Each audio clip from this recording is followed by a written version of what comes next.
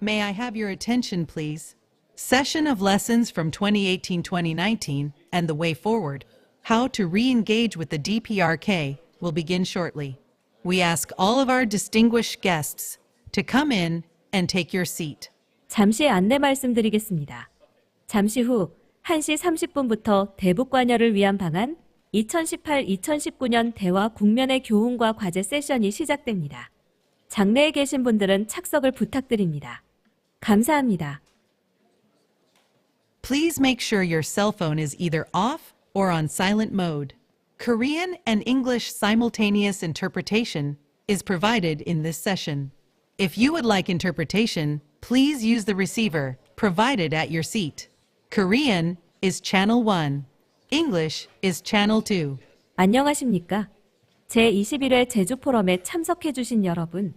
지금부터 대북 관여를 위한 방안 2018-2019년 대화 국면의 교훈과 과제 세션을 시작하겠습니다. 원활한 행사 진행을 위해서 휴대전화는 매너 모드로 전환해 주시길 바랍니다. 본 행사는 한국어, 영어로 동시 진행됩니다. 통역을 원하시는 분들께서는 자리에 놓여진 통역기를 착용하시기 바랍니다. 한국어는 1번, 영어는 2번입니다.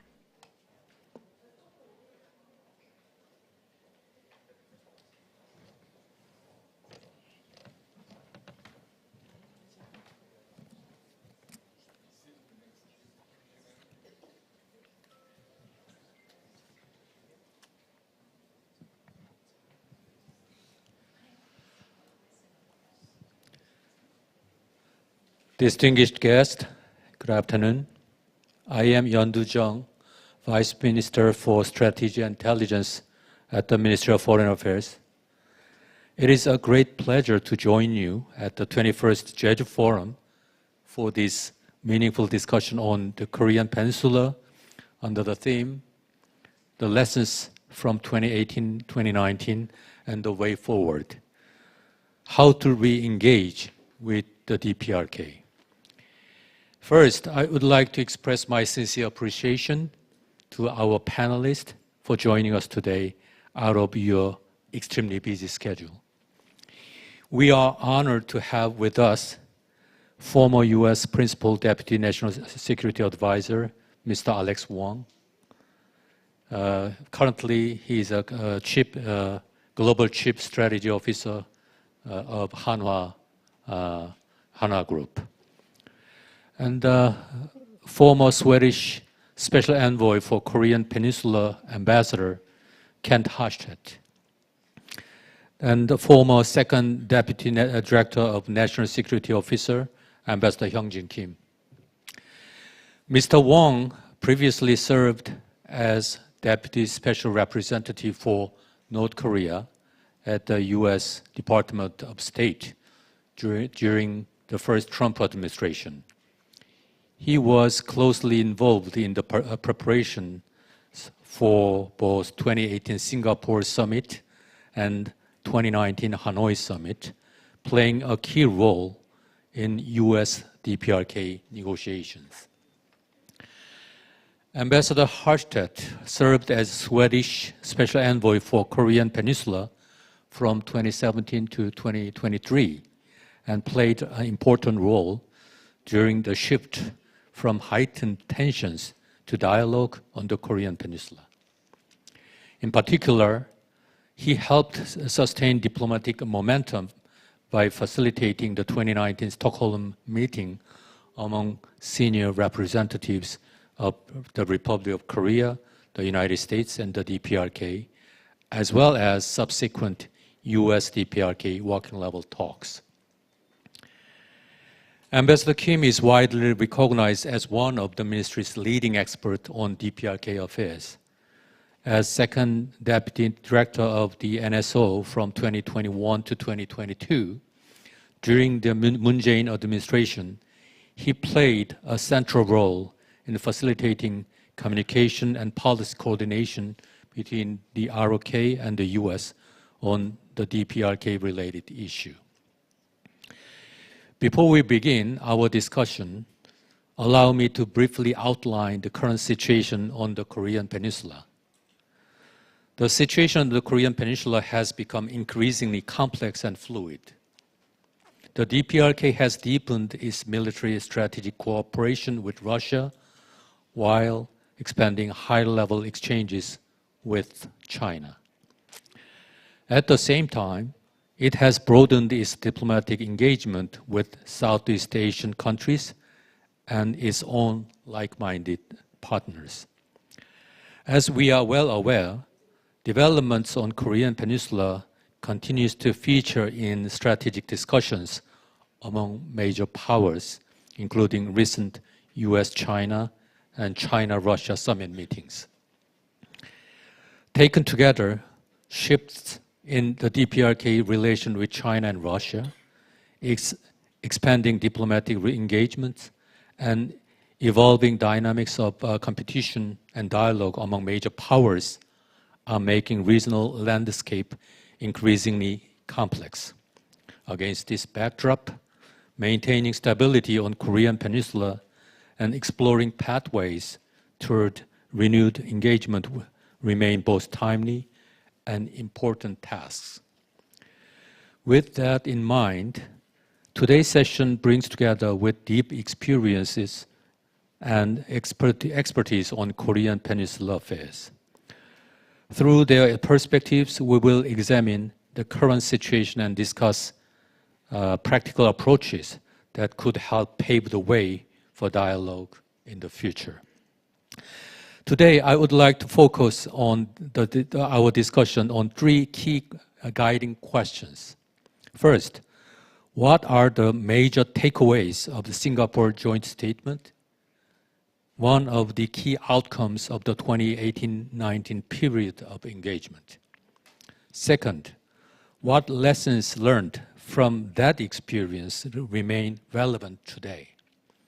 Third, what conditions and efforts will be necessary to create an environment conducive to renewed dialogue?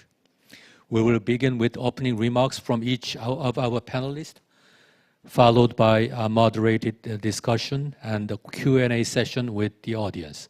With that, I would like to invite our panelists to share their opening remarks. Let me first invite Mr. Alex Wong to make his opening remarks. Please.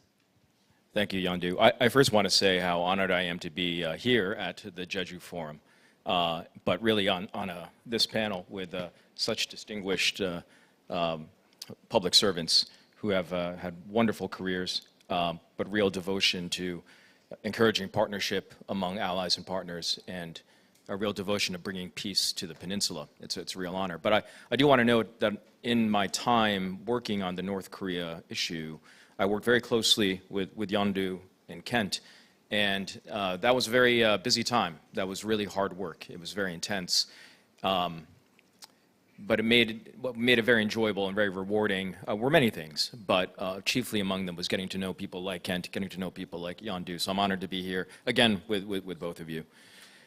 So I think to understand and to begin talking about the way forward and what may be upcoming and what may be possible in engagement with North Korea, I think it's important to understand North Korea's strategy, which really is born from its geography. When you look at North Korea, it is essentially an island between three powers with which it has fraught histories, but upon which its prosperity and its security are inevitably and inextricably linked. Russia, China, as well as the US-Korea alliance. So in this geographic position, the strategy for North Korea for decades has been to balance these powers, to extract benefits, to make sure that its interests are preserved. And what are those interests? Chief among them is survival of the regime. Number two is the development of political legitimacy and prestige for the Kim family and Juche philosophy. And number three, it is economic development. So it seeks to bolster these interests by balancing the three powers. And in that light, when you think about the nuclear program, when you think about engagement in negotiations, and when you think about, in particular, inter-Korean cooperation, Those are all levers by which North Korea can meter up or meter down balance among the powers that surround it to bolster its core interests. So understanding that balancing strategy and understanding those interests and understanding the nuclear program and negotiations and Korean cooperation as levers, what allies and partners, what the US and South Korea in particular must think about is, what is our strategy? Our strategy should be, and has been, to identify and encourage imbalances in the North Korean strategy that we can use to push them toward negotiations, to make negotiations and engagement an attractive lever for them to pull. And number two, to reposition the nuclear program not as a pathway to stability and benefits for North Korea, but that denuclearization is the more optimal, more positive pathway. Now, that's a very simple encapsulation of what our allied strategy should be, but it's much easier said than done. It is a difficult task. It has been difficult for decades. But to understand it and to flesh out what may be possible, let's look in particular at the lessons from the 2017 to 2020 period during the first Trump administration, where we did have engagement, where these imbalances did lead to some positive negotiation. We have to understand that period in light of the beginning of Kim Jong-un's period as the leader of North Korea. There was essentially a 5-year period from when he took power at the end of 2011 to 2017, when Kim Jong-un essentially created great strategic imbalance for North Korea. He did this for many reasons.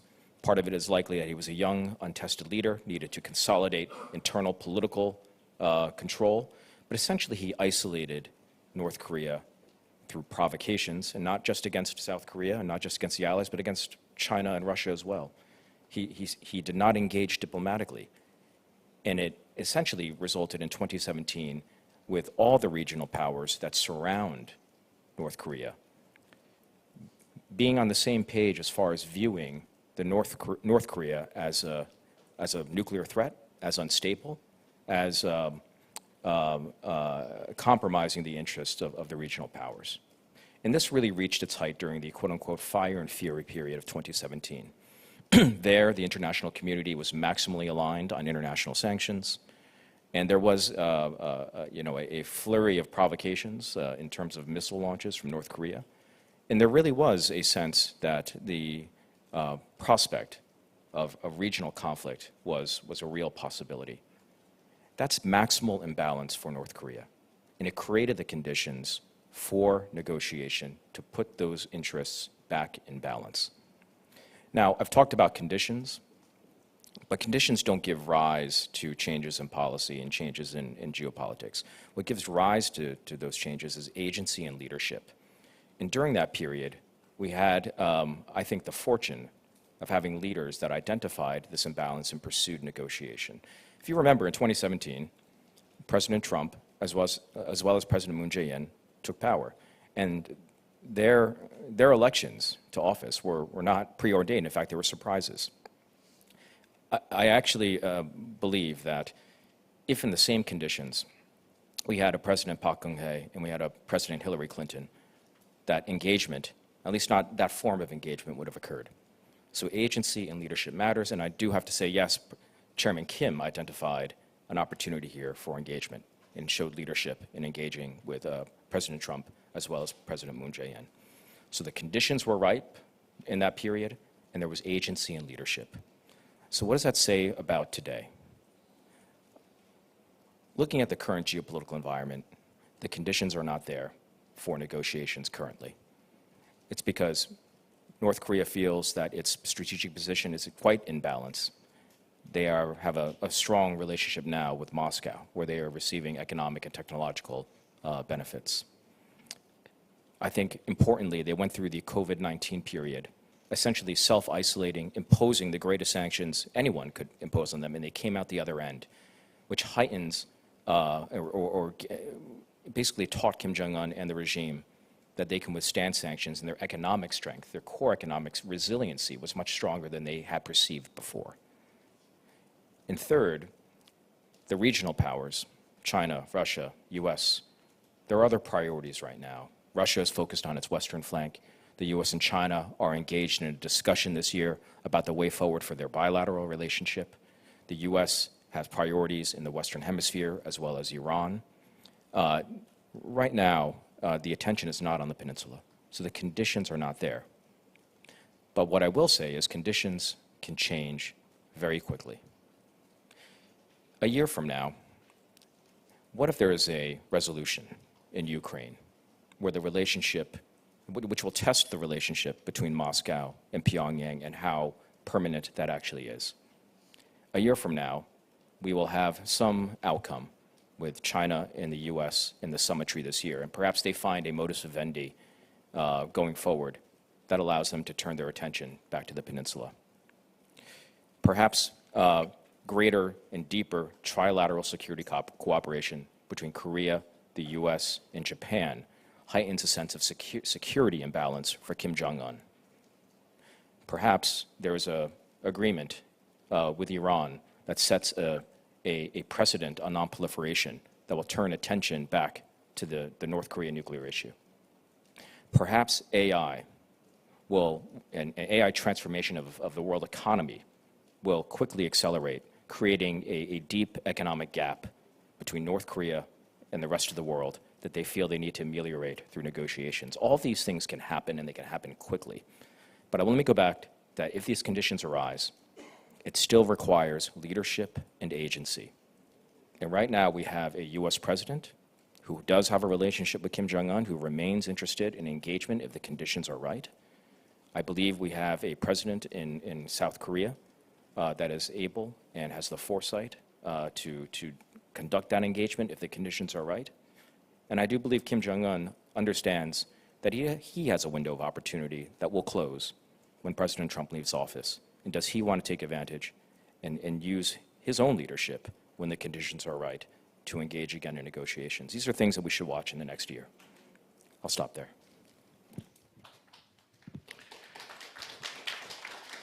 Thank you, Alex, for providing us with an important framework to understand DPRK's behavior, not only through the issues of its nuclear program and negotiations, but also through the broader context of its strategic objectives and pursuit of balance among major powers.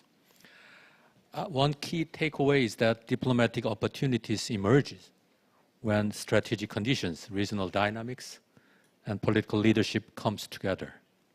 At the same time, you reminded us that while current environment may not be conducive to dialogue, circumstances can change, and leadership will remain critical factor in shaping future possibilities. Thank you once again for sharing your valuable perspective with us. Let me now turn to Ambassador Kent Hallstatt. Thank you very much, and I also want to just confirm the excellent cooperation we had during that period of time. But I want to go back to 2017 because I think what was the foundation of this period of engagement from our side? What was actually quite a substantial time of building up to that kind of environment as well. At least from mine and the Swedish side, I worked more than half a year just traveling around in all the capitals to build up certain kind of understanding of what we would like to do in this engagement. So Tokyo, Moscow, Washington, several times to Pyongyang, etc., to be able to build up a momentum and an understanding. And I think that kind of trust was unique for that period of time. When I think about that period of time of engagement, I usually say all the stars were in the right spot at the same time. So we had leaders in all the important capitals that either was pro-engagement, had an understanding of what was being trying to be done, or abstained from getting involved. That is also an important position sometimes, because if somebody gets involved which doesn't really play the same music, it can also disturb the orchestra. So it was actually a fantastic period of time, I must say. I had dinner with Steve Biegun just 3 days ago in Copenhagen, who was the US President's special representative and later Deputy Secretary of State. And I want to say that because I think there is a narrative going on that everything went sour after Hanoi. We are not of the same opinion. It continued with meeting in Panmunjom, and when it was continuing in Stockholm in October that year. Yes, those meetings were not conclusive, and there was disappointment, but we still felt there was momentum. And I must say that there's many reasons to be very disappointed by the rise of the pandemic, but we felt, and we many times say that when we meet, if not the pandemic would have come there in 2020, we would have felt that we would be able to continue that momentum. But of course, the pandemic came and struck us all, and we still tried to do some efforts. It was also change of government and etc. So that kind of window of opportunity was closing during that turn from 19 to 20. But then we have of course seen that DPRK came out with a new equation after the pandemic, and later on the Russia's full invasion on Ukraine. And then, of course, the new momentum between North Korea and Russia have played a very important role of what we see right now. So I have been working with North Korea for 30 years now, and I've seen these cycles before, and I think there's a lot of things that can be done when we are in situations like this. It's not like we can be passive because there is not contacts at this point. There's a lot of things that needs to be done because the window will open again. And it's not that nothing is happening either, which is important to say. And it's not right to say that the only game in town in Pyongyang is the one with Russia, because there's more things happening. And I think we also sense, I'm coming from Europe, that maybe the war on Ukraine will not continue forever, and hopefully that war is about to come to an end. Maybe not tomorrow, maybe not next month, but within maybe a year or so. And then suddenly the equation will change quite dramatically again. And as Alex said, we have to be ready when that kind of change comes, because the situation here is based upon certain present situations that will dramatically change if that war will come to an end. I will in my later intervention speak a little bit of what I think is needed to be done now and to be able to create momentum for what's to come. But coming back again to the period of engagement and lessons that are to be learned from that period of time, that there was a lot of other good things also that came out of that period of engagement. Not just the discussions between US and DPRK, but actually there was conversations on many other issues.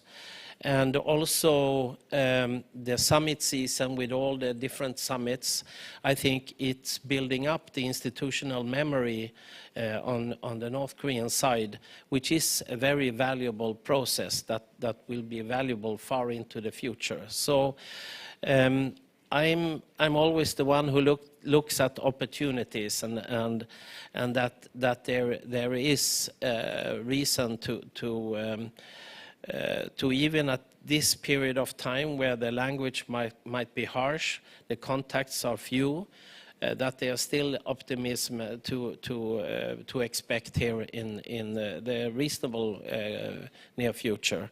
I will come back in my coming interventions and speak a little bit about my reflections about that. Thank you. Thank you, Kent,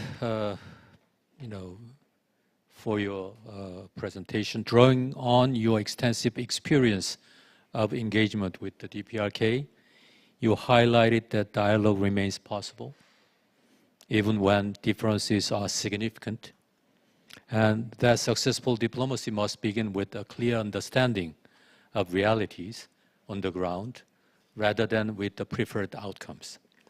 You also reminded us that the experience of 2018-2019 demonstrated how political will can create new opportunities for engagement, while underscoring the challenges involved in sustaining such momentum over time. Thank you for sharing this valuable insight. Finally, we will hear from Ambassador Kim Hyung-jin. Thank you very much.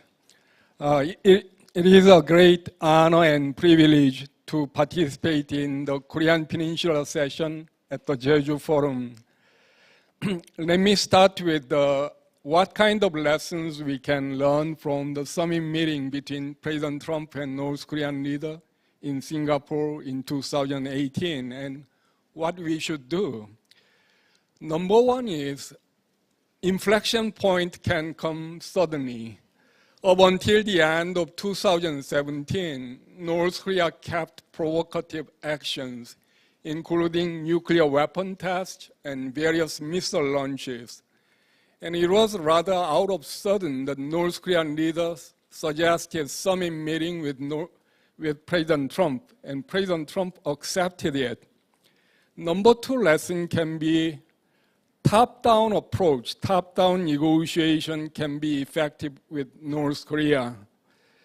The points that were agreed between the two leaders in Singapore can still work as a basis for future negotiation. The 4 points in the joint statement can work for that. Number one is the new relationship, establishment of new relationship between United States and North Korea. Number two is building lasting and stable peace regime in the Korean Peninsula. And number three is achieving complete denuclearization of Korean Peninsula. And number four is returning POW MIA remains in North Korea. Even after President Trump walked out in Hanoi in February 2019, the United States wanted to continue negotiation. Steve Biegun came to Brussels to brief NATO member countries, and we were invited to IP4 countries. And he said, we were thinking of resuming negotiation at the working level with North Korea, but COVID-19 situation prevented that. And number three lesson can be, we should understand the situation, what makes North Korea to come to the negotiation table. What brought them to Singapore and Hanoi? I believe it is gun and bread issue. North Korea needs security, but it also needs prosperity. North Korean leaders said to President Trump in Hanoi in February 2019, time is running out with them. I think that situation must stay there because their economic situation has improved a little bit, but there has been no fundamental improvement in their infrastructure, including railroad. And they need the relaxation of sanctions, and they need the United States role in that. And number four is what kind of strategy we should make together to achieve denuclearization of North Korea. North Koreans are nothing if not realists. They move on the cold calculation of their interests. I believe they are already thinking ahead of the time when the war between Russia and Ukraine comes to an end and North Korea's utility to Russia may decrease. And North Korea may want to improve its relationship with the United States. North Korea is taking omni-balancing approach. North Korea apparently balances its relationship with Russia with its relationship with China. And probably North Korea may think only President Trump can change the whole situation, as only President Nixon can go to China. And that's the reason why we should pay attention to what is going to happen around the APEC summit meeting in China in November. Thank you very much.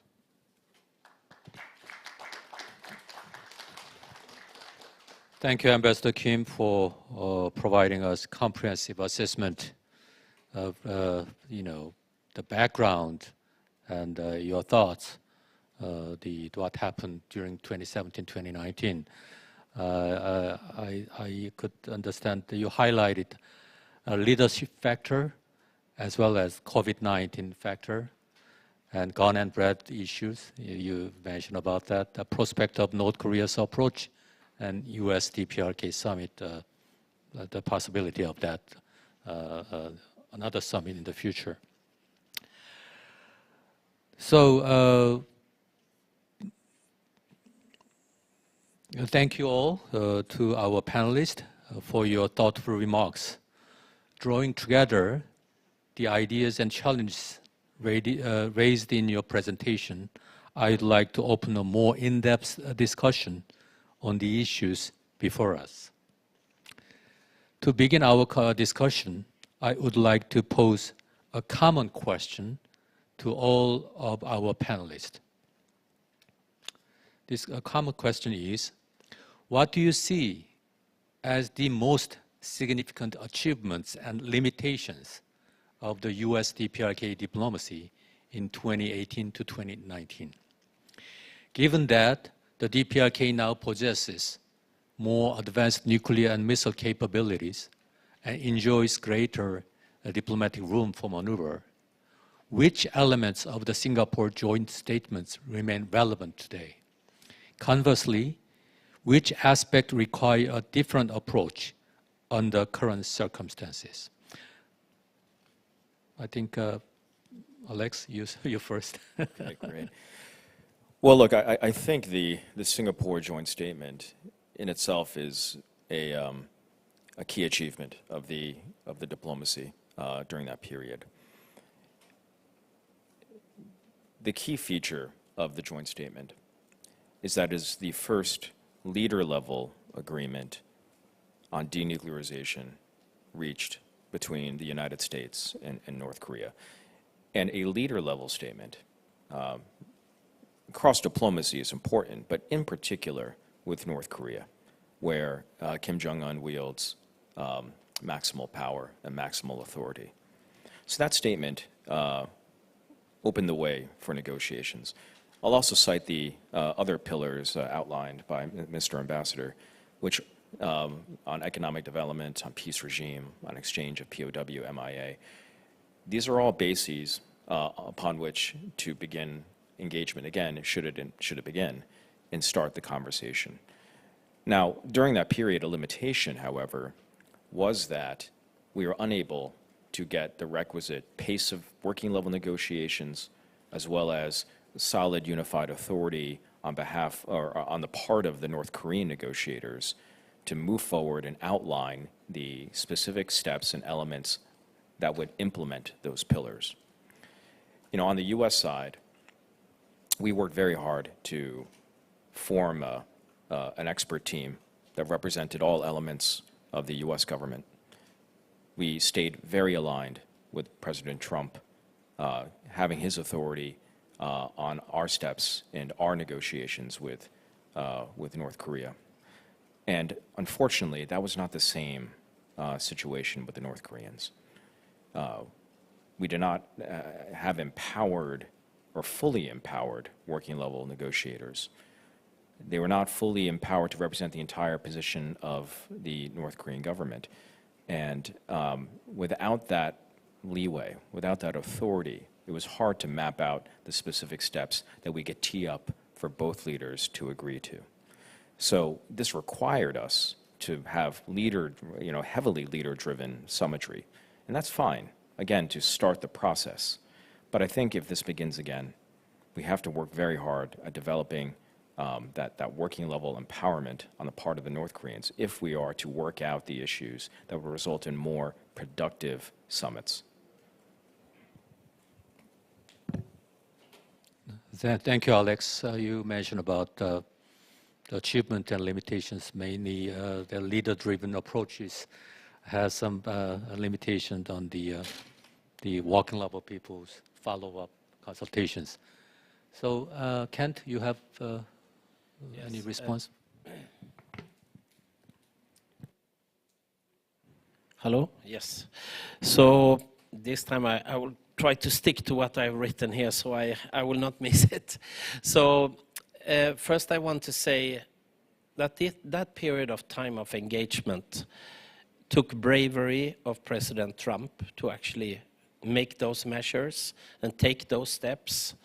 But we tend to forget that also Chairman Kim Jong-un had to show that kind of bravery in his system. I traveled extensively during that period I have traveled to North Korea now 30 years, and I could see the dramatic changes in the North Korean society during that period of time. And I think that's quite important to have in mind, because since many do not have that kind of contact with the North Korean side, maybe you cannot sense the kind of changes that took place on their side. The posters was taken down, the propaganda was changing, etc., etc. So it was a quite fundamental change on the North Korean side during this period of time. Having that said, we also have to understand that when that went sour and didn't come into conclusion in the end, it will be hard to come back to that again. It will not be that easy to come back to that situation again, because it's two totally different contexts for President Trump or in this situation. We also have to think about the way they might mirror themselves in ongoing wars. The war on Ukraine, the war in the Gulf, and what kind of conclusions they are making concerning whether there would be nuclear weapons or not in the equation, and whether that would be a deterrent for Ukraine if they would have had nuclear weapons. Would there actually be an invasion from the Russian side or not? So many of these things plays into the equation and the thinking. I continue to have good relation with North Korea till today, because I haven't had that other role that some other have, but I have had the engagement role and continue to keep it on that level. Today, North Korea have updated its strategic posture. So there's a few things that dramatically have changed. They've changed politically, militarily, and economically. And the leverage we had during that period of time have changed. They are no longer looking for recognition of their nuclear status.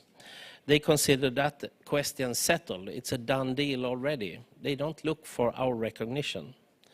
Its economic resilience have increased, supported by deeper ties with China and new strategic relationship with Russia. And the incentives and the risk calculus have changed accordingly. So that raises some important questions for us all, including for South Korea. If the North Korea, DPRK, have adjusted its assumptions, is it not time for others to do the same? So I have been invited to give some advice. Normally you do not do that, but I have been invited to do that. So maybe some questions needs to be asked here in South Korea also of how to make it more possible for this dialogue. For Seoul, this includes difficult but maybe necessary questions about the long-standing ambitions of reunification. North Korea have changed its calculation. It considers this a non-issue. So I know this is a sensitive issue here in the country. There's many different opinions about this. But maybe it's more constructive to focus on managing relations between two neighboring states with different systems rather than pursuing a unification that no longer aligns with the realities. Because this is not an issue that North Korea is interested to have a dialogue about. They have closed the door and there will be no discussions about it. So that also means that if South Korea would like to be in a good position to have that dialogue about important matters, maybe the institutional architecture here in South Korea maybe also need to be reflected on. And now I know I'm saying something that may upset some, but I have had excellent relations with both Ministry of Foreign Affairs for many, many years, and Ministry of Unification for many, many years.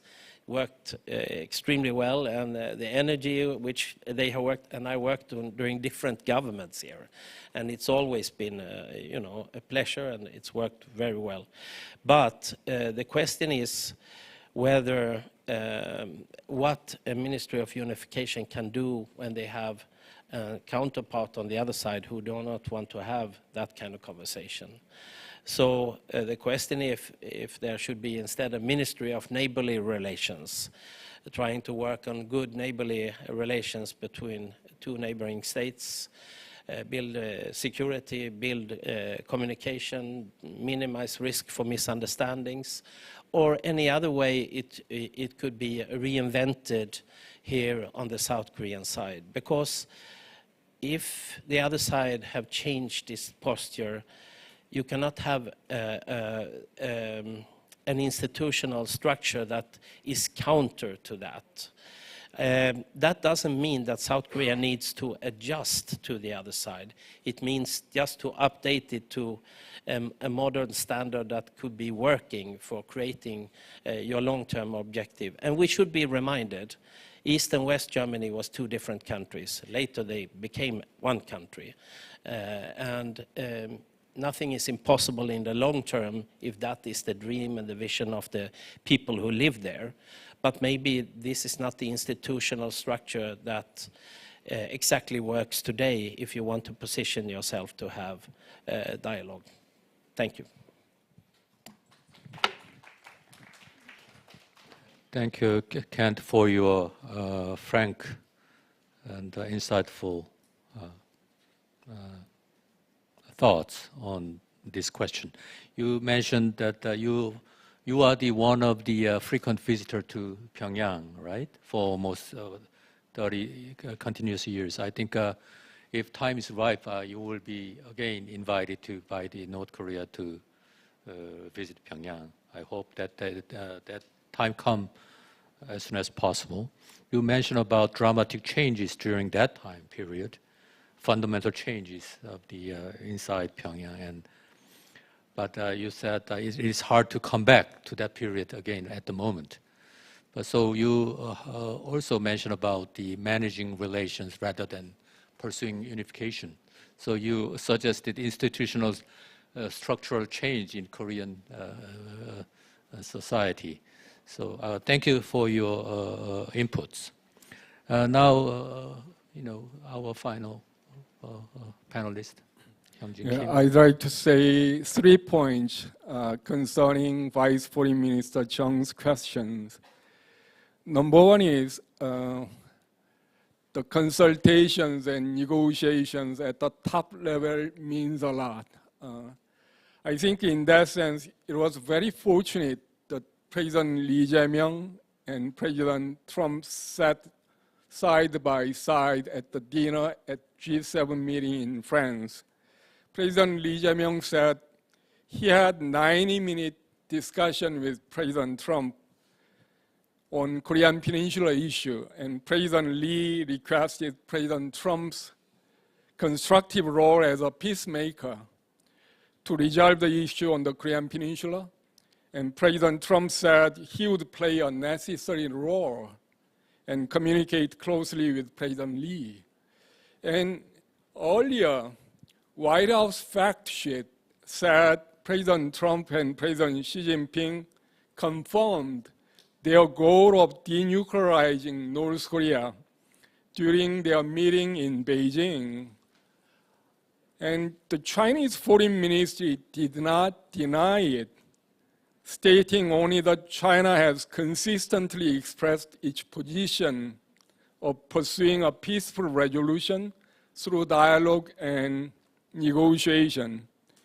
Then President Xi Jinping visited Pyongyang and kept the same tone, saying, long-term regional stability is a common goal, even though North Korea tried to block discussion on nuclear issue.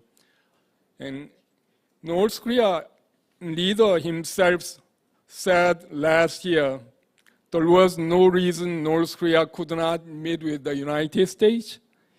And in February this year, he went further, saying there was no reason North Korea could not get along with the United States. And I believe there is a window of opportunity for negotiation between United States and North Korea, even if that window is being smaller, but it is still there. And the number two is we have to read clearly North Korea's intention and North Korea's situation.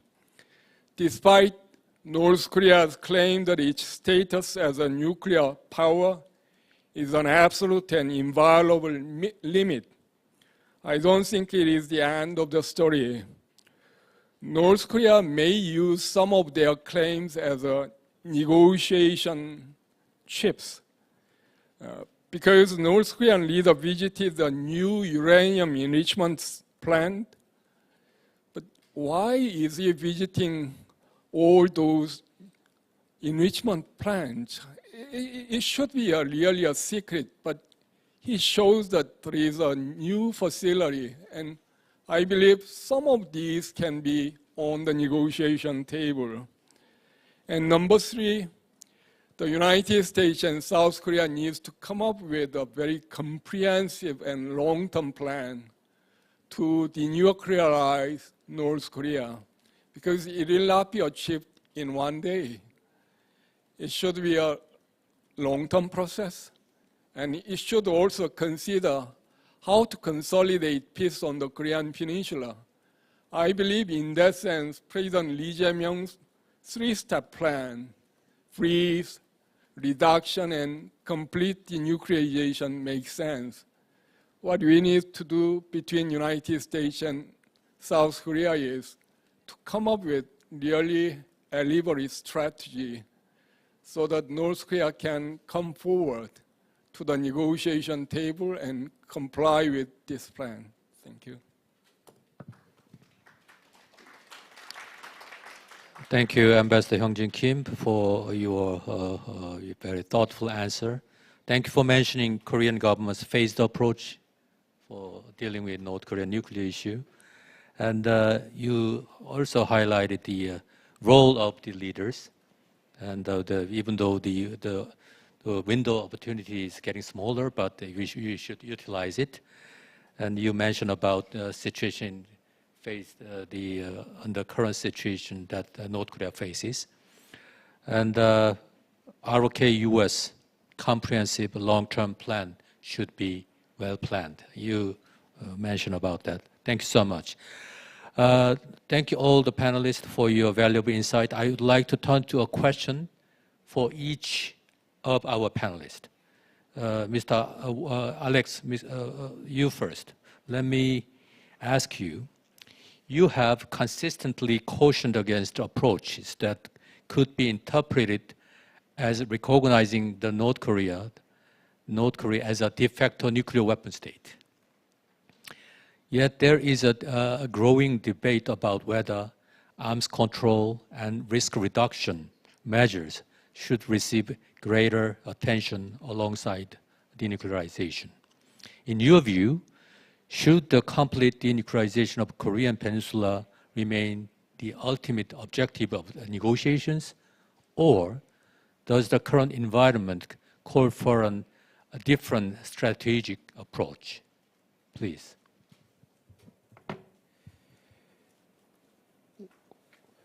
Well, I'm aware that there's recent discussions about this in the policy literature and in the overall media about modifying the long-held goal of both the United States, of South Korea, and really of the international community to achieve complete denuclearization. And this is not a new discussion. I mean, this comes up periodically in the discussion of North Korean policy. But I want to point out that, a truth that I think should be recognized. The nuclear weapons program of North Korea is not a core interest of North Korea. North Korea's core interests are regime survival, political prestige of the Kim family and Juche philosophy, and economic development, as I said before. Among those is not nuclear weapons. What nuclear weapons are a means by which North Korea secures its core interests. And in strategy, it's the interests that are eternal.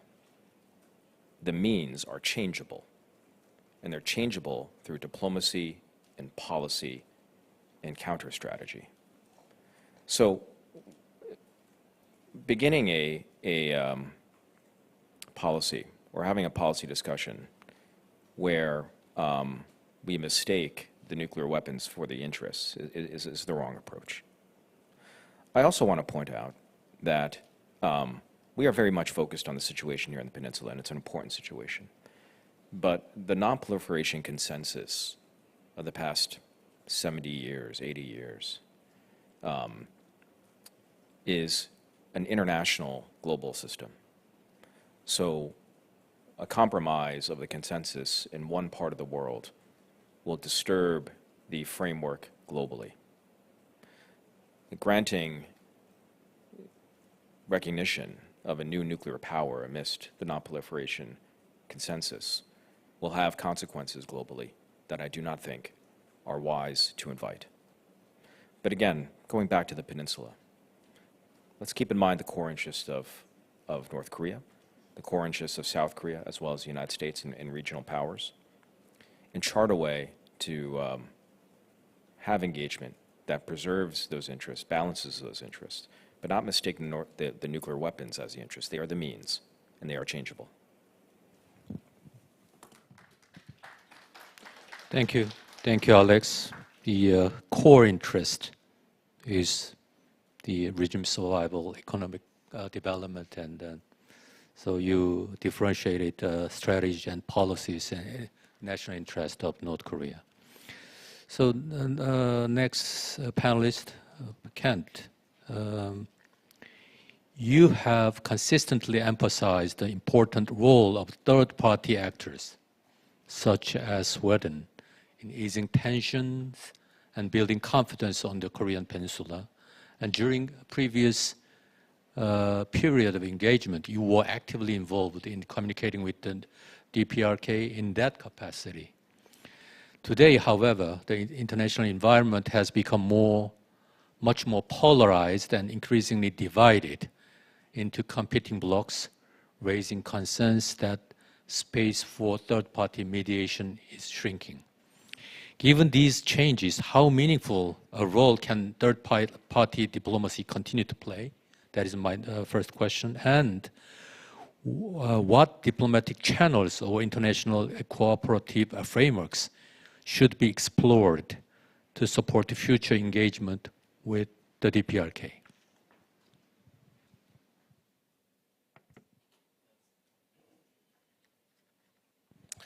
That's the big question.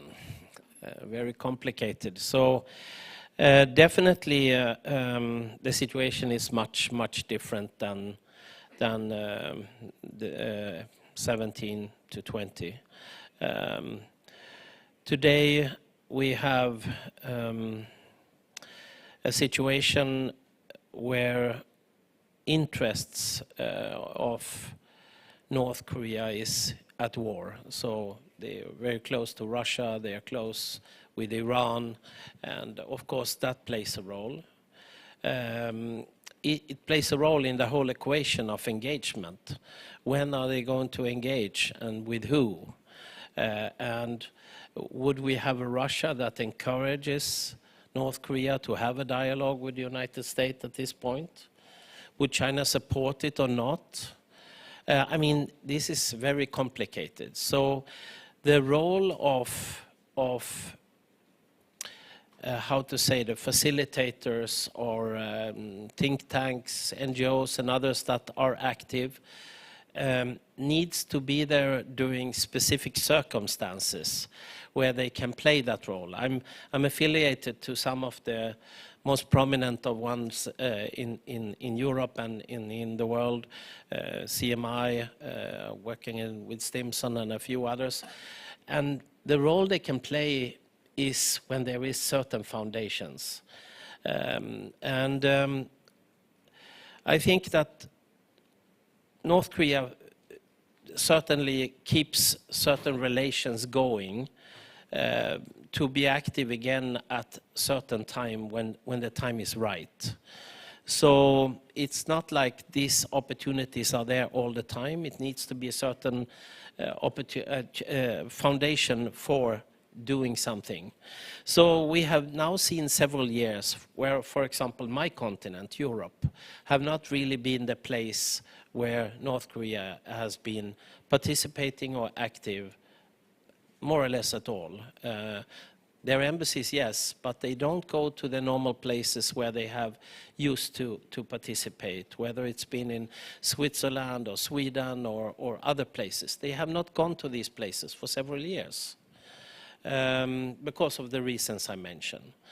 But I do believe that the time will come, both for those who wants to play a role, think tanks, and we have some of them, organizations represented in this room that have played very important roles in various ways over the years.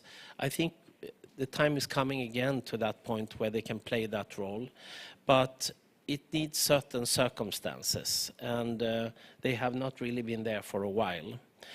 I just wanted to make two more comments. I think also when there is processes going on, it's important not just to think about summits, because it's very important that we have the working level working with North Korea, because there's where the real job is done. And this is the frustration also with that certain things stopped 2019, because we were on our way into a working level process. And that's where actually the real work can be done. And then, of course, at some point it goes up to the top leaders to sign the important documents and make the final decisions. But it needs to be done by working processes. So not just summits. We need those channels of communication, think tanks, organizations, but also working processes between the important players, whether it's North and South Korea, whether it's US, etc. Thank you.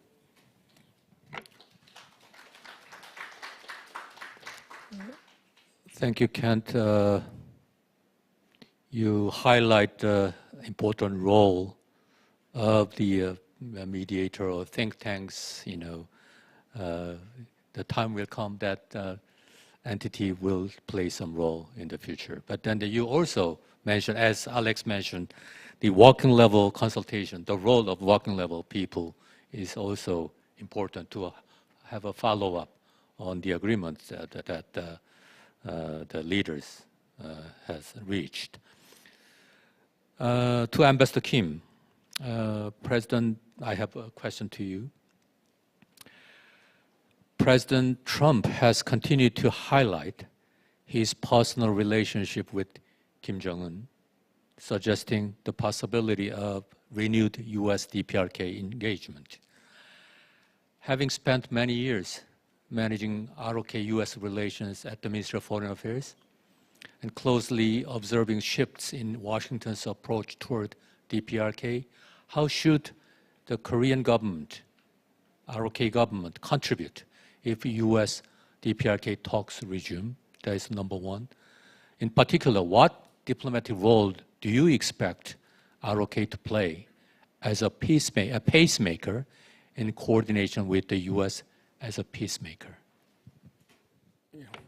Thank you for the excellent question. I'd like to mention 3 points where Korea and the United States can cooperate with each other. Number one is how to kickstart negotiation with North Korea. It is very hard to break the inertia of not having any meetings or negotiations with North Korea. But President Trump's overture to North Korean leader can be helpful. And perhaps the two countries can get the help of China. I noticed the catchword between China and the United States after President Trump visited Beijing was constructive relationship of strategic stability.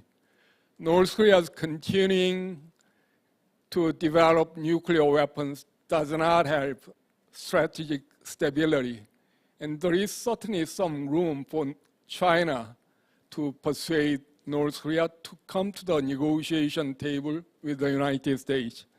Number two is, as I mentioned, we need an elaborate plan, strategy to achieve denuclearization of North Korea based on the correct assessment of North Korea's situation. What its domestic economic situation is like, what its leadership formation is like, and what it means that they changed the high-level officials in their government. And what about the cooperation among the three countries of North Korea, China, and Russia? Is it really happening or not? Because North Korean leader said in September 2023 when he visited Russia, still the first priority for North Korea is the relationship with Russia. But North Korean leader said to President Xi Jinping in Pyongyang this month, friendship with China is the most important top priority strategic work for North Korea. And North Korea must be thinking of some kind of balancing, and we should understand North Korea's thinking and come up with some elaborate plan that can play out over the years for the complete denuclearization of North Korea. And number three is public perception. That's very important, especially the cooperation between Korea and the United States. There should be no daylight in the positions of these two countries. And the two countries should be on the same page and even on the same line. If North Korea recognized it is impossible to put a wedge between these two countries, Korea and the United States can have more effective negotiation with North Korea. And we need all the chances of consultations between the two countries and even invite Japan to have more consolidated approach to North Korea. Thank you. Thank you, Ambassador Kim. You mentioned about role of China. China should play some constructive role. And you also emphasized the elaborate plan for complete denuclearization. For that, you also highlight the correct assessment of North Korea's domestic situation as well as their trilateral relations among North Korea, China, and Russia.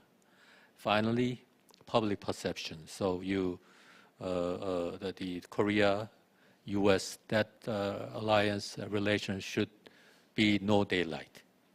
Thank you for your thoughtful answer. Now we still have some more time. I'd like to express my special gratitude to all those three panelists. Your thoughts and insights is so valuable because you had been in the hands-on approach on North Korea.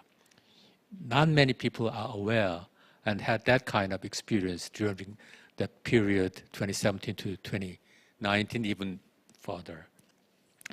We will now open the floor for questions from the audience. If you have questions, please raise your hand. I spot several audience over there. Before asking your question, please introduce yourself briefly with your name and affiliation. And then we kindly ask the question be kept brief and please point who is your question goes. With that, let us begin. Ambassador of Poland. Thank you so much. Firstly, congratulations to the panel. Well done, gentlemen. I would like to echo the comments by the Swedish ambassador of Poland, by the way, to Seoul. Ambassador Herstedt, about the contribution from third countries. Actually, the window of opportunity is kept ajar thanks to, among others, engagement of European countries in Pyongyang. So after COVID, some of European countries re-established their diplomatic presence there. The Swedish colleagues are there, the Czech colleagues are there, the Bulgarian colleagues are there, Poland is also there. But and again, this is I think quite important, it wouldn't be possible if the North Koreans didn't let us in. So this is something that we should keep in mind. We cannot just say that we're re-establishing our presence. It took us some effort to actually be there, which brings me to actually reinforcing what you have been saying about them having some stake in dialogue. It's not that there is absolutely no space for dialogue and the conditions are absolutely inconducive. They are conducive, but we had to be ahead of the game. So the working level effort that you gentlemen mentioned is actually ongoing. And the less we hear about it, probably the better. So there was no question here, just a comment. Thank you very much. Thank you, Ambassador. The next question, lady. Hi, my name is Christine On, and I am the founder of Women Cross DMZ. Hi, Alex. I have sort of like, it's three questions. The first is about obstacles, and I'm very hopeful that you seem to be hopeful that there could be an opening. But there were two obstacles from the last round, and I'm curious how you would address them if there was a second round. And the first is the obstacles within the administration, and I could just say John Bolton. The second is the opposition parties. When you come back with a deal, the immense opposition from the opposition parties. But the third is the catalyst, which is the kind of political will that is needed to support the advancement of a peace deal. And in 2017, President Trump instituted the ban on Americans traveling to the DPRK, the only country that Americans are banned from. And so you're missing a huge opportunity of people-to-people, faith-based groups, humanitarian aid groups, POW missions for MIA returns. I mean, there's so much that when there isn't a bilateral relationship, what huge opportunities are you missing by not allowing people-to-people engagement? Sorry, that was, I know you're not in the administration anymore, but. Well, Christine, good to see you, and thanks for your questions.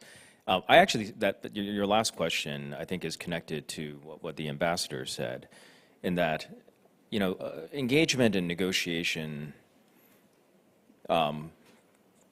with North Korea, it won't begin, and it doesn't begin just at the official, summit or the official, working level meeting. There's a big pathway to that, and because of the lack of frontline representation, official diplomatic relations between the U.S. and I'll speak for the U.S. and North Korea, it is necessary to have those informal channels, the channels through partners and allies that are mutually trusted by both sides, to build up trust, to pass messages, to lay groundwork, to be a release valve when there are tensions, and there will always be tensions in official negotiations. This is the kind of constellation of contacts and information flow that both sides manage to shape and to advance negotiations. That's something that we do need. Now, on the question of people-to-people humanitarian trips, overall, travel of Americans to North Korea, the original policy on this, the driver was a desire for the safety of Americans, and you're familiar with the very tragic Otto Warmbier situation. But in the implementation of that policy, there were always exceptions made. There's always a consultation and of whether it's humanitarian work or the overall value and balance of threat. And one thing that I saw in our negotiations during the 2017 to 2020 period was some of the most valuable interactions did come from humanitarian exchanges, whether that's return of remains, whether that's some of the inter-Korean family reunions that took place. These were in and of themselves intrinsically important, they had intrinsic humanitarian value, but they also created a very positive atmosphere, a positive sense of goodwill that moved along negotiations. So as we pursue engagement, if it does begin again, we do have to leverage informal networks, again, the constellation of information flow and contacts, but see where humanitarian exchanges from both sides can be used to advance the core security negotiation. That was something that we were cognizant of and that we looked at very closely.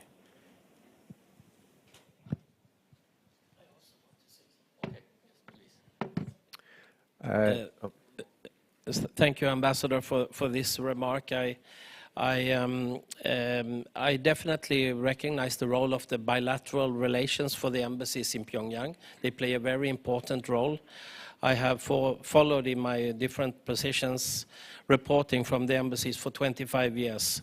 So I know also the limitations of the embassies, what they can do and what level they are actually having the meetings in Pyongyang. So they definitely play, and it's extremely good that they have received the number of European ambassadors and visa. Now, unfortunately, the North Korean ambassador to London have just returned back to Pyongyang. It remains and continues to be difficulties.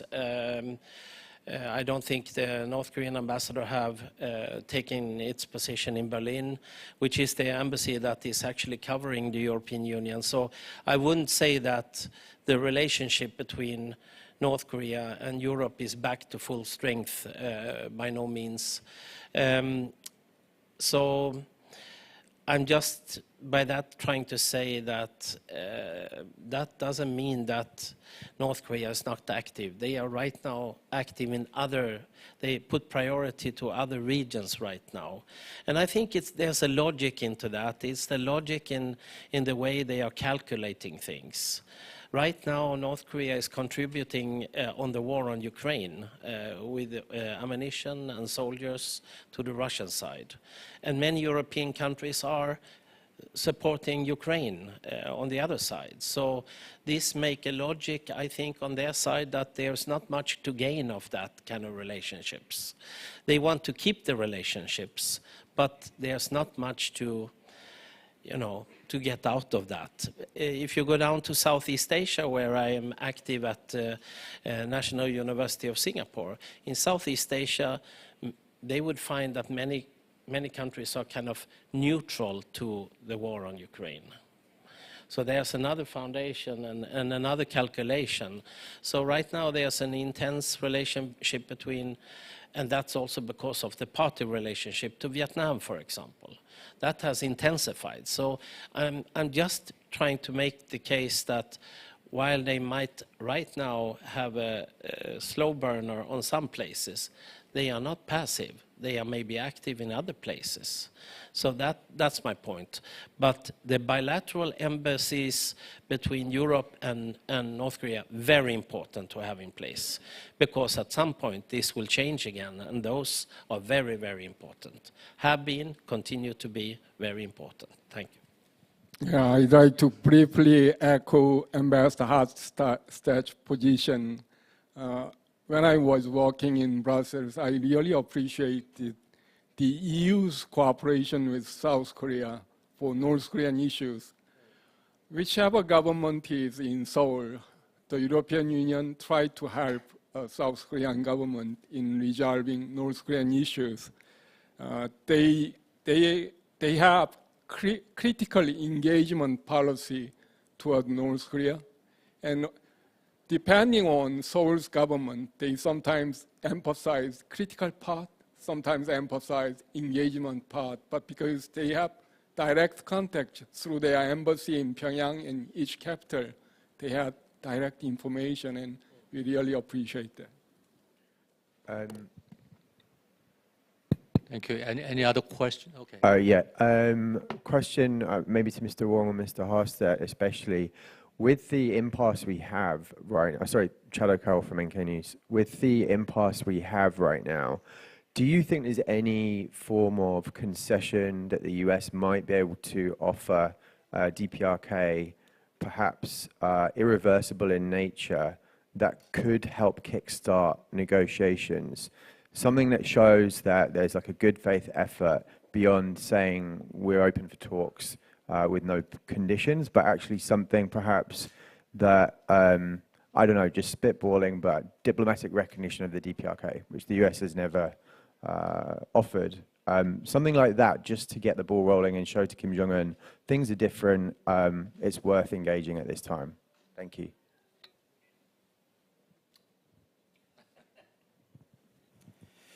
Well, look, I think it's always a mistake in any negotiation, whether it's for a house or a car or on nuclear weapons, to offer a concession up front before there's talks. That's number one. I think it's unwise. I think it's proven never to really work. However, I would distinguish between concession and confidence-building measures. So, are there creative ways to build goodwill, indicate goodwill from both sides, in which both sides can participate? This is where mutual partners can be helpful to bridge and design confidence-building measures. And I'm not smart enough right now to outline any possibilities, but that's something that can be pursued. I do want to go back, however, to my initial remarks where any attempt to restart talks, any attempt to implement confidence-building measures that can lead the way to engagement, it won't be successful unless the conditions are there that create incentives for talks to be turned to by the DPRK and us, that leads towards progress on the nuclear issue. So those broader conditions, and I mentioned some of them in my opening remarks, if there's movement there, then I can see confidence-building measures being pursued to lead the way to engagement. Concessions up front, however, I would advise against.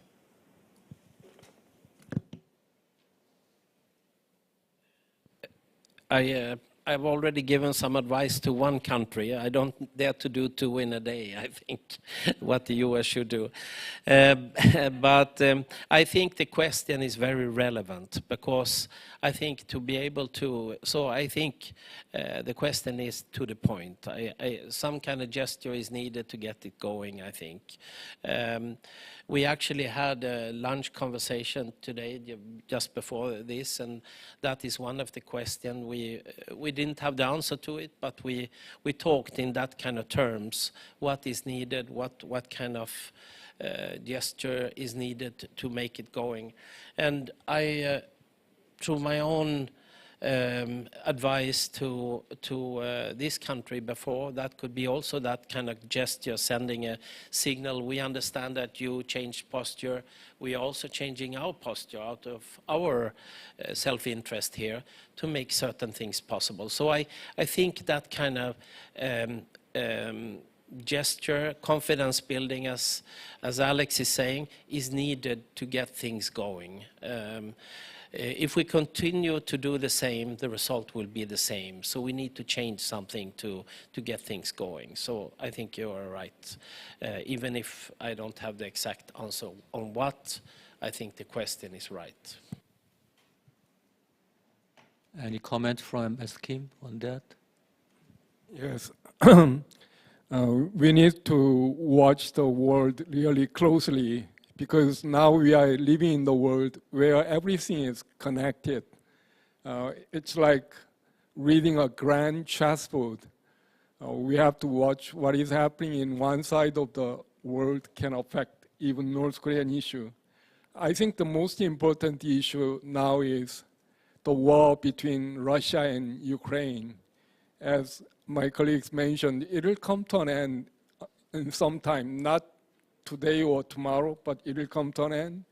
And because North Korea prepares well in advance, they will prepare the time when the war comes to an end. And we'll have a need to talk with the United States. Thank you very much. Thank you. I think we are running short on time, but I could take one question from the audience. Yes, the lady in the... Microphone is on. Thank you. My name is Jessica Earle, and I'm from Parley Policy Institute, a policy think tank headquartered in Australia. My question is based on Ambassador Harsted's advice, his diplomatic advice that he offered. I'm curious what the other panelists think about his suggestion on considering how to manage, how to move away from the current institutionalized mechanisms on inter-Korean relations to managing relations. Not to, like he said, align perfectly with the DPRK's two-state posture, but just as a way to manage relations and potentially allow them to use it as a means so that they can maintain their core interests. So what you are asking is that, either one of the panelists could respond to the recommendation that Ambassador Kent Hofstad raised, right? Mr. Kim, you have any thoughts on this? Yeah, I believe in negotiation, Occam's razor, the rule of Occam's razor may work. We need to reduce the number of negotiators as much as possible. And practically, I believe the best way to kickstart the negotiation is between United States and North Korea. And I'd like to make that condition if I were in the government and get the help from other countries. And we have to also think about the situation, what will happen if once they sit at the negotiation table, what is the end goal that we want to have? Then it will be denuclearized Korean Peninsula with some kind of permanent peace regime.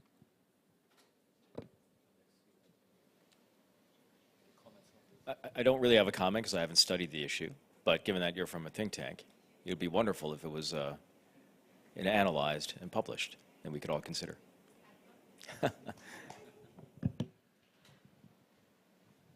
Distinguished panelists, ladies and gentlemen, as we come to the close of this session, I would like to reiterate my sincere appreciation to all our panelists for sharing their valuable insights.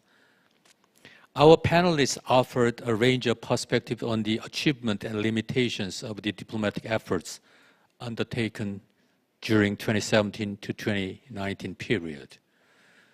Yet one point emerged clearly from today's discussion. On the Korean Peninsula, diplomacy is not a process that yields quick or easy solutions. Rather, it requires persistence, patience, and sustained commitment. The lessons also lead us to reflect on the role that the Republic of Korea can play in supporting the diplomatic process towards lasting peace on the Korean Peninsula. Peace on the Korean Peninsula is not a competition with winners and losers. It is a finish line that all parties must reach together.